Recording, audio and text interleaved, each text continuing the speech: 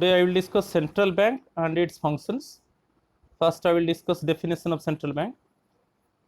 Central bank is an apex institution who supervise, control and regulate the activities of commercial banks. It is the supreme monetary authority which is at the apex of the monetary and banking structure of a country. Central bank is the leader of the money market and control and regulate all the functions of commercial banks. The central bank has the responsibility to control money supply and control credit in the economy. It brings economic stability through elimination of inflationary and deflationary situation in the economy. It has the discretionary power to circulate currency notes except 1 rupee note and all coins. 1 rupee note and all coins issued by Ministry of Finance, and other notes circulated by central bank. 1 rupee note and all coins issued by Ministry of Finance but circulated, and other denomination notes from rupees 2 to rupees 2000 now circulated by RBI. In 1935, our central bank was called as Reserve Bank of India according to the 1935 Act of RBI. Then I will discuss different functions of central bank. First one, currency authority or bank of note issue. In India, central bank is the sole authority for the issue of currency notes except 1 rupee note and all coins in the country. All the currency issued by the central bank is its monetary liability. That is to say, central bank is obliged to back the currency with assets of equal value to enhance the public confidence in paper currency. Just I want to clarify it. In 1956, minimum reserve system MRS was started. According to the minimum reserve system, RBI keep rupees 200 crore as minimum reserve. Out of rupees 200 crore, rupees 115 crore in the form of gold and rupees 85 crore in the form of foreign currencies. It is the minimum reserve. Then after that, the central bank can issue any amount of new currency notes, but it must be backed by equivalent worth of assets. The assets may be in the form of gold, foreign securities, government approved securities, etc. Suppose, for example, the central bank want to issue rupees 1000 crore new currency notes, then it must be backed by the assets whose worth must be equal to rupees 1000 crore. It increase the public confidence on the monetary system. So central government to finance its deficit. You know, when government facing deficit means when government expenditure is more than the revenue collection, then government want to borrow from RBI. In this case, RBI circulate new currency notes whose value must be equivalent to the securities deposited by the government. If the government need 50 lakh rupees. If government want to borrow 50 lakh rupees from RBI to plug the deficit, then in this case government must deposit assets whose value is equal to 50 lakh. Then RBI circulate currency notes whose worth is rupees 50 lakh. So always each and every unit of currency, when the RBI circulates, then it is the monetary liability for the RBI. It must be backed by the assets of equal value to enhance the public confidence. For what reason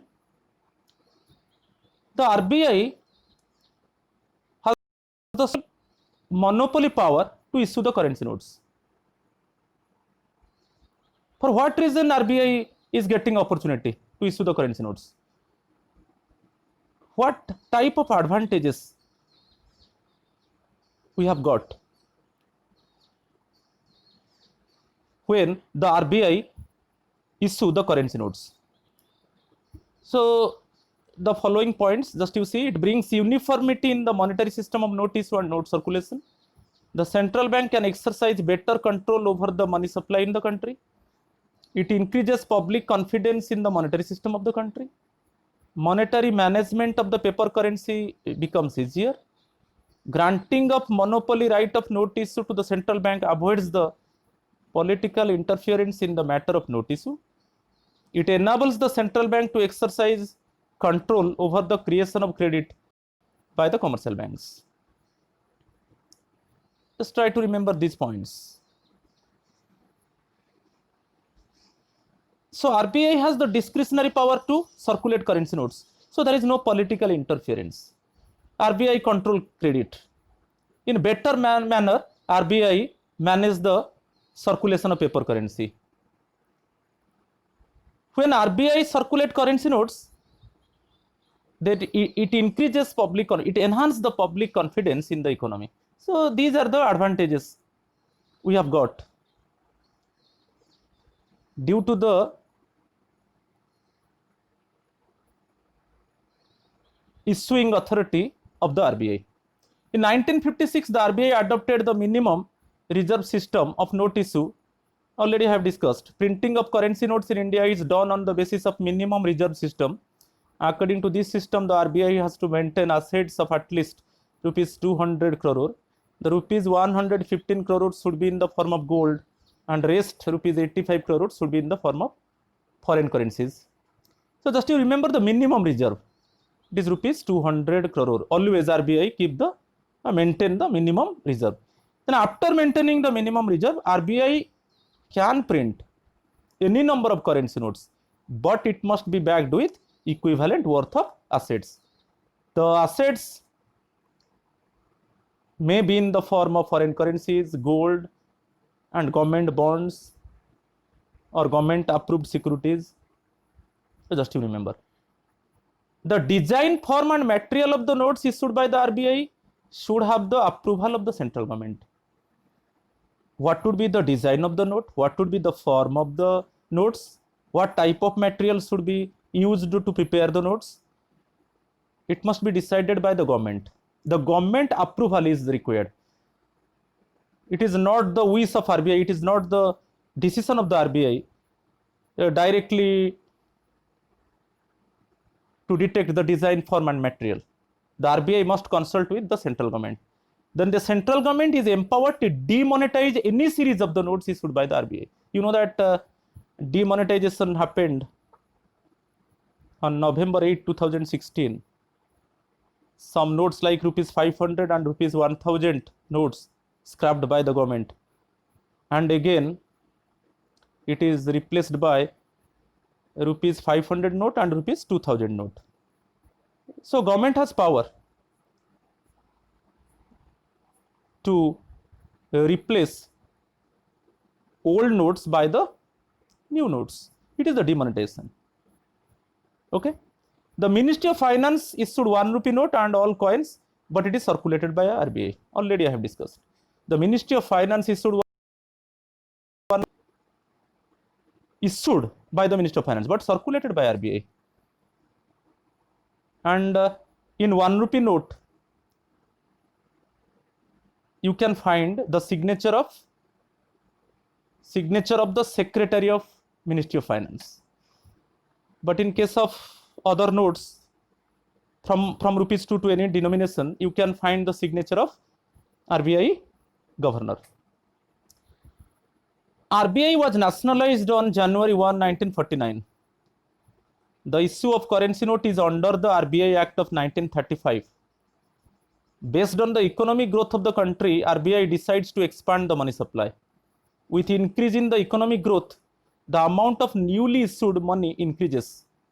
RBI procure assets worth of newly issued currency notes to increase the public confidence. So it is the first function of RBI. One thing here, it is clearly given. When economic growth happened, when economic growth in the economy, it means when GDP of the country increases, when the production of goods and services increases. When production of goods and services increases, then also people getting employment opportunities.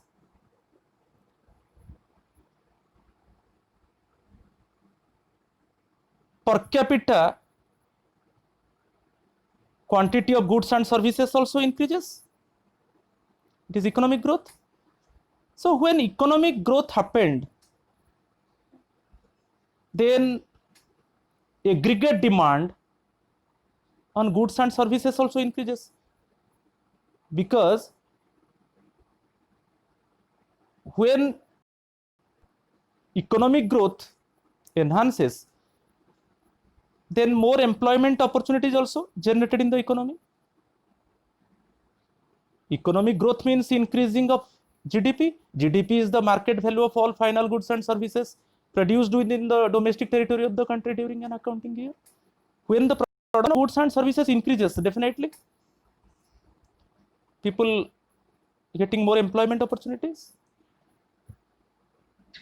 Then they make more demand on goods and services, aggregate demand increases. So inflationary situation generate in the economy. Inflation means continuous increase in the price level. So in this case, RBI issue new currency notes. RBI issue more new currency notes. So due to this, money supply increases. When money supply decreases, rate of interest decreases, then the investors borrow more funds from commercial banks. Then they also invest more.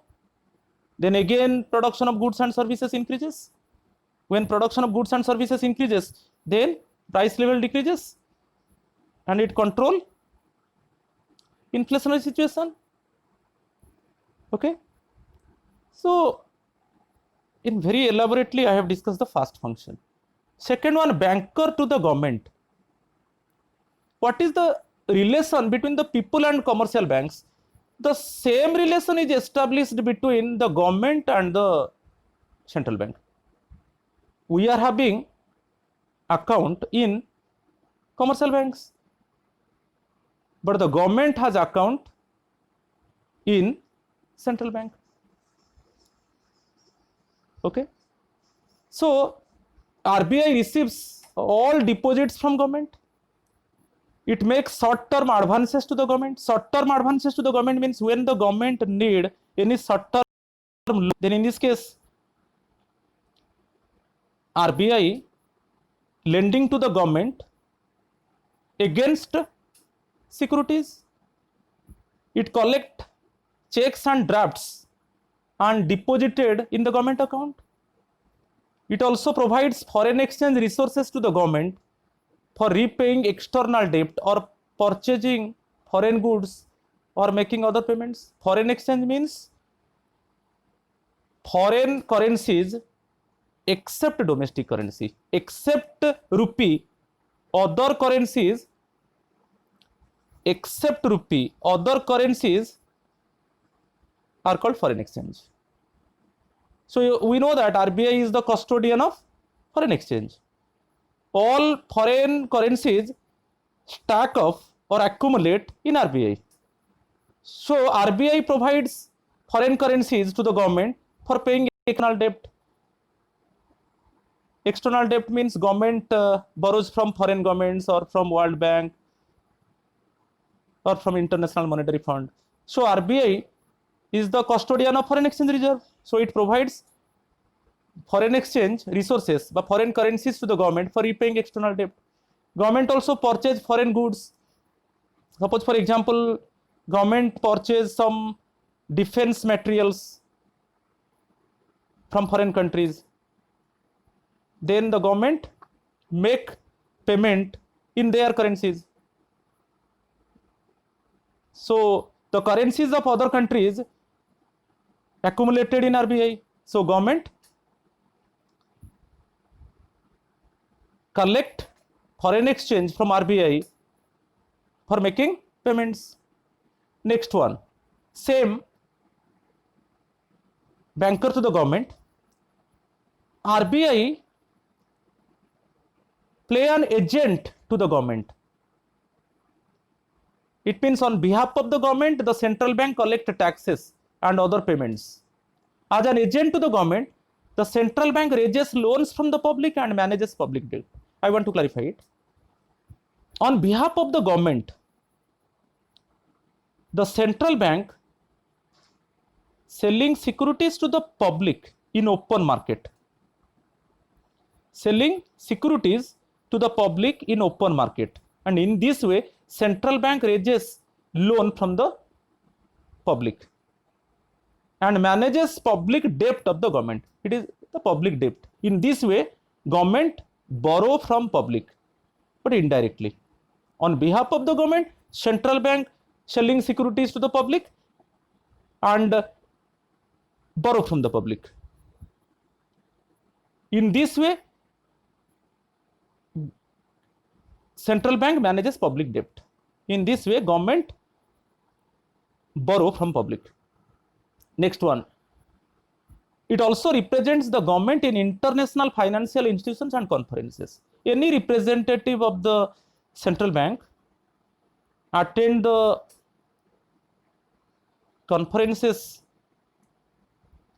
on financial matter or attend the meeting organized by any international financial institutions like World Bank and International Monetary Fund. Any representative belongs to RBI on behalf of the government attend the meetings of international financial institutions and also attend the conferences. Then most important, as a financial advisor to the government, RBI is the financial advisor to the government. The central bank gives advice to the government on economic, monetary, financial and fiscal matters such as deficit financing, devaluation, trade policy, foreign exchange policy, etc. It means government, RBI is the financial advisor to the government. Each and every time RBI advise to the government in regarding to the financial situation of the country and providing information to the government in regarding to the financial status of the country and other related matters in regarding to the trade policy, foreign exchange policy or deficit financing. I told to you deficit financing, when the government facing deficit, then at that time the government want to borrow from RBI against securities, and in this case RBI circulate new currency notes. It is deficit financing. Devaluation, in foreign exchange rate chapter, just you know, devaluation, the value of the domestic currency falls in terms of foreign currency and it is fixed by the central bank. Okay, so three type of rules. Common, it is banker to the government, some common rules, and agent to the government and financial advisor to the government. So just you remember. Next one, bankers bank. The central bank acts as the bankers bank in three capacities. First one, custodian of the cash reserves of the commercial banks. Every commercial bank has to keep a certain percentage of public deposits with the central bank as a reserve. You know, two type of reserves maintained by the commercial bank. One reserve with itself and another reserve with central bank. So custodian of the cash reserve of the commercial banks, every commercial bank has to keep a certain percentage of public deposits with the central bank as a reserve. Another reserve, every commercial bank has to keep a certain percentage of public deposits with itself in the form of liquid assets like cash, gold, or in the form of securities to meet the demands of the people. But here, the first reserve, just I want to discuss. Every commercial bank has to keep a certain percentage of public deposits with the central bank as a reserve. One reserve is with the central bank. These cash reserves can be utilized by the commercial banks in times of emergency. In emergency time, the cash reserves can be utilized by the commercial bank to recover from the loss. Next one, lender of last resort is a very good function. Another, bankers bank function. When the commercial banks need financial accommodation, then they need the help of other banks. But when they do not get any help from other banks, then ultimately they approach to the central bank.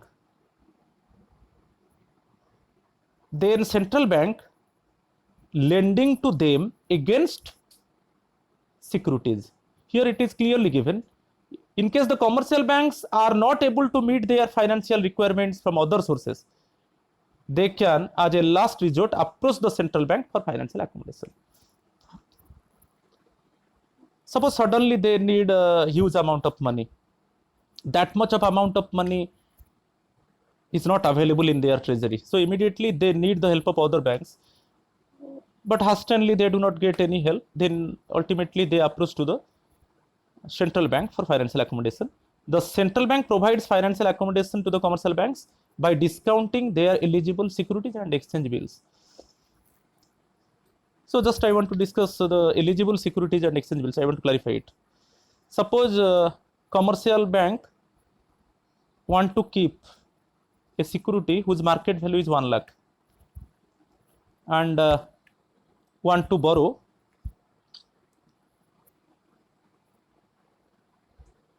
from RBI, then RBI discount it. Suppose commercial bank want to deposit one security whose market value is 1 lakh and discount rate is suppose 20%. Then in this case, RBI lending 80,000 rupees to the commercial bank to meet the financial requirement. Just to remember, it is the lender of the last resort. Next one, clearing house. It is also another important part of bankers bank. All banks have their accounts with the central bank. You know that all the banks maintain the minimum reserve with the central bank. So all the banks have their accounts with the central bank. Sometimes banks claim against each other. They are having some financial disputes. In last part, you see last page, already I have given one example. Suppose bank A claim that bank B would pay 10 lakh rupees. But after repeated approach, till now bank B has not paid. And the matter is in the court of RBI.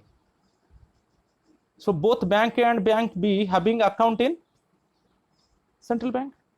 So the central bank debit 10 lakh rupees from bank B and credit this amount in bank A's account. This example already I have given clearing house. When any financial dispute is there, when the banks make financial claim against each other, then in this case, through debit and credit entries, this dispute shut out by the RBI. One example already have given in the last part you see. As a supervisor, also RBI is the supervisor of all the banks. The central bank regulates and controls the commercial banks. The regulation may be related to their licensing, branch expansion, liquidity of assets, management, amalgamation, and liquidation. Very clear. Licensing matter, this is the decision taken by the RBI. Branch expansion, also the RBI take decision. The bank must consult with the RBI for branch expansion. Liquidity of assets, assets convert to cash. In regarding to the management of the banks, amalgamation, merging. Nowadays also merging is already started. And liquidation, already I have clarified properly, you see. Next I will discuss. And also RBI periodically inspect the banks, check their reports, whether they are providing credit to all sections of people or not. Periodically means fortnight, monthly, quarterly, half yearly. RBI check all the records of commercial banks. So liquidation, when a bank is failed to function properly, then this bank take over by the RBI. RBI restrict the withdrawn limit per day and month wise. In case of bank failure, that is to say in case of liquidation, the Deposit Insurance and Credit Guarantee Corporation, DICGC, the Deposit Insurance and Credit Guarantee Corporation is one of a subsidiary of RBI, provides protection to bank deposits that are payable in India. So basically liquidation, when a particular bank is failed to function properly, then in this case RBI totally interferes and take over the bank. And DICGC, okay, it is the subsidiary unit of RBI providing protection to the depositors. Next one, custodian of foreign exchange reserves. This function helps the central bank to overcome the balance of payments difficulties and to maintain stability in the exchange rates. In order to the fluctuations in the foreign exchange rates, the central bank buys or sells foreign currencies in the market as the value of foreign currencies falls or rise. In the next section, I will discuss, when I will discuss the foreign exchange rate and balance of payment. At that time, I will discuss everything clearly. But just now you remember, the RBI is the custodian of foreign exchange reserves. Currencies of other countries accumulated or stack of in RBI. Okay. Then control of credit. Control of credit I will discuss in forthcoming time. In two ways RBI control credit. Quantitative credit control measures, you know, bank rate, repo rate, reverse repo rate, open market operations, legal reserve ratio, margin requirement. In different ways, you know, two type of credit control measures are there, quantitative and qualitative measures to control credit and money supply in the country. Now just I want to briefly discuss here. Controlling credit is the most important function of the central bank. Uncontrolled credit causes economic fluctuations in the economy. Economic fluctuations like inflation, deflation, recession. Okay, these type of economic fluctuations. By controlling the credit effectively, the central bank establishes stability not only in the internal price level but also in the foreign exchange rates. Such stability is necessary for economic growth and smooth functioning of the economy. You know that in initial section already I have discussed, it is the responsibility of the central bank to bring economic stability in the country. Inflationary condition, continuously price level increases. Deflationary condition, continuously price level decreases. Inflation time, consumers are severely affected. Deflation time, producers are severely affected. So it is very quintessential and it is very necessary for the RBI to control credit and control money supply and bring economic stability in the country. And one clearinghouse, one example already have given. Example of RBI as a clearinghouse. Bank A claimed that Bank B would pay 10 lakh, but after repeated approach, Bank B is not ready to pay. The matter is in the court of RBI. Both Bank A and Bank B having account in RBI, then RBI debit rupees 10 lakh from the Bank B account and credited it in the Bank A account and settle the claim. So thank you. So in the next class, I will discuss the things.